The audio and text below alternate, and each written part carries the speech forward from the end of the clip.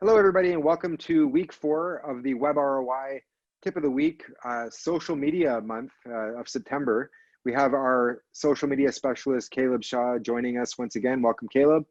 Hello, everyone.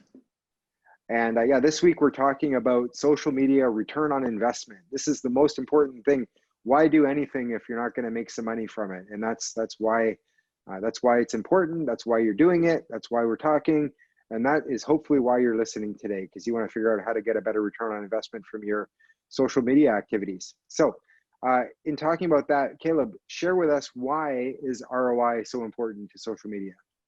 For sure. So exactly like you said there, Jason, that's the goal. That's the whole point of doing all this, is you want to make sure you're getting a return on investment. But getting to that return on investment, understanding it, is a little bit more difficult than everybody seems to think. Actually measuring social media results and return and your ROI there is one of the biggest frustration for business owners. Something like 88% of marketing professionals actually feel they can't accurately measure the effectiveness of their social media campaigns. Now, of course, it's difficult the way that any other measurement is. It's not always an exact science. It's kind of difficult to understand, but making sure that you actually create a framework, get that foundation, and understand that baseline to be able to figure out, hey, this is working or this isn't working, and then seeing that actually come to fruition as your return on investment is one of the most important things when you're actually putting all this effort into your social media. So when should business owners kind of start thinking about measuring and how to measure their return on investment? Yeah, so I mean, there's so many different things that can be measured, but we always recommend just start with setting your conversion goals. Similar to your website itself, you want customers to land on your website to fill out a form or do something like that. Same thing with social media. If somebody clicks through your social media page to your website and they make a purchase, that's a conversion. If they even click through and land on your website, they land on your homepage, there's another conversion there. If they spend a certain amount of time on your landing page, maybe that's the conversion that you're looking for. Or they sign up for a newsletter, or they reach out to you directly through a direct message on Facebook or Instagram, or they send you an email or give you a phone call. You want to make sure you've got those conversion goals actually set up to understand kind of from the top level where these people are coming from. Then you got to track them. We always talk about reach in social media. So reach is the number of people in your audience, the number of people who are actually seeing your content. They may not be engaging with it, but they see it. They see your post come by, maybe they read it and keep scrolling on past. Or maybe they do actually end up engaging with it. But understanding how big your audience is, another thing, you want to make sure you have that number down. That's how you also determine your traffic. The traffic is the number of people who are actually moving from being in that audience and that reach that you have and landing on your website or landing on your profile page of that social media network. That's where those conversions are going to happen. These are all of these social media generated leads, and these leads are who you want to actually turn into customers. So understanding where these leads are coming from is incredibly important. That's how you're going to generate that conversion rate and figure out how many leads are becoming customers. Then you also want to assign a monetary value to each conversion by kind of estimating the lifetime value of a customer. That way you know how much a monetary value is actually being pushed into these efforts.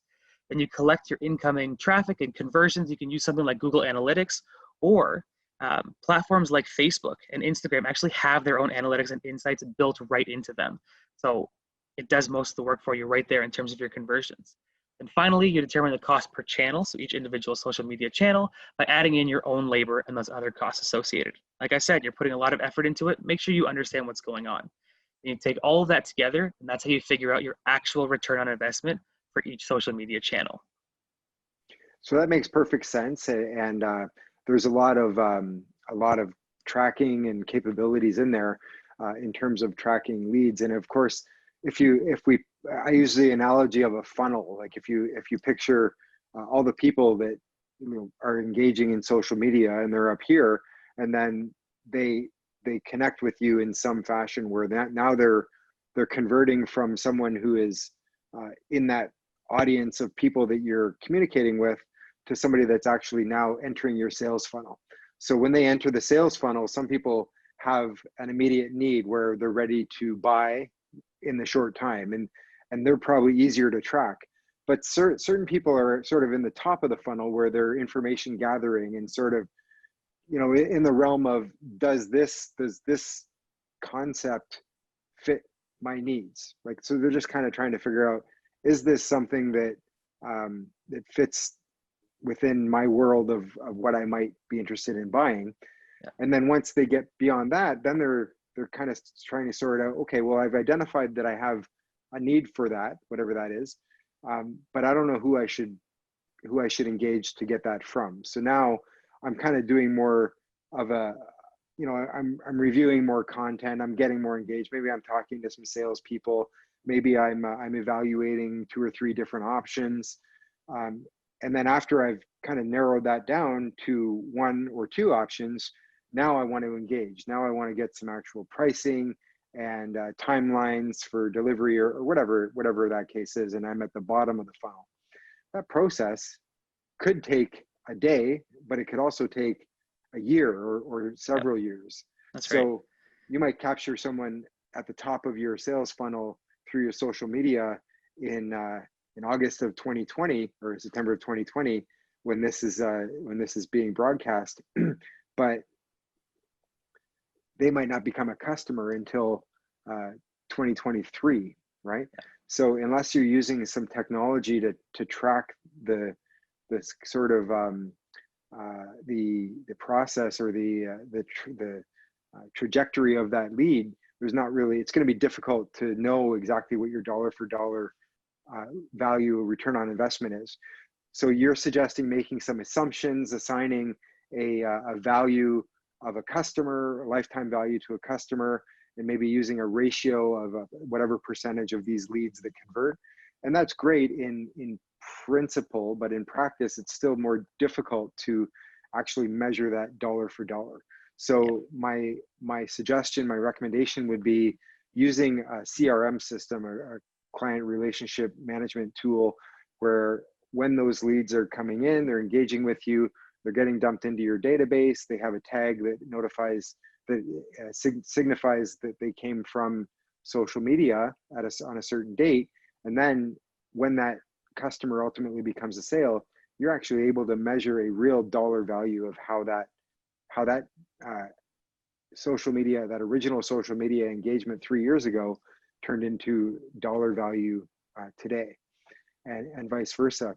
And I think that that's really important. I mean, having assumptions and metrics and tracking conversions, those are great things, but the real dollars and cents comes in tracking the entire lifetime journey of that person right through to the sale, the transaction. Yep. So maybe in a future session we'll invite some guests in and talk about CRMs and how to use marketing automation and drip mail campaigns and that sort of thing to engage your audience further once they're into your sales funnel. But truly measuring return on investment, it involves a lot of activity and a lot of scientific approach to making it work. Would you agree with that? Absolutely. Yeah. So listen, I appreciate your time again, Caleb. This has been 4 weeks so far of talking about social media, the organic side of social media with creating content and creating a content calendar, sharing that content to a specified audience, reaching out, listening to what your audience is doing, what they're saying about your company, what they're saying about your industry, engaging with those people, hanging out where they are, creating a real lasting relationship with your target audience through social media, and then measuring the results of all that and actually figuring out what your dollar for dollar return on investment is. But we're not done. There's 1 more week in September. Thank God for 5 weeks in September. We are 5 Tuesdays in September. We're going to be finally diving into social media advertising. This is a world that is exploding. It's social advertising today is where Google or paid search advertising was in 1999. Like, we're at the ground level of advertising on social media. There's a huge, tremendous opportunity there for businesses. It's not for just B2C, it's for B2B as well. And we're going to have our social media, or actually our paid search specialist, our paid marketing specialist, Shea, join us. And we're going to be diving into that next week. So I really encourage you to tune in, and we look forward to talking to you then. Thank you so much for your time this week, and we look forward to seeing you next week.